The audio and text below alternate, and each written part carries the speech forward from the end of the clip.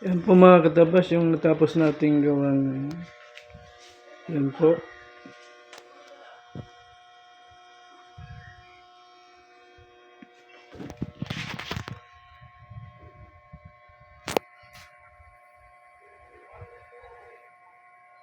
Marami po tayong nagapila ngayon na gagawin. Ayan. Yan.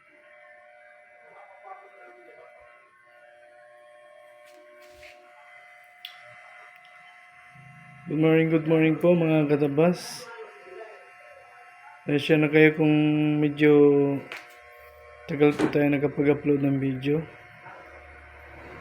Next time makakuha na po tayo ng bidyong malinaw.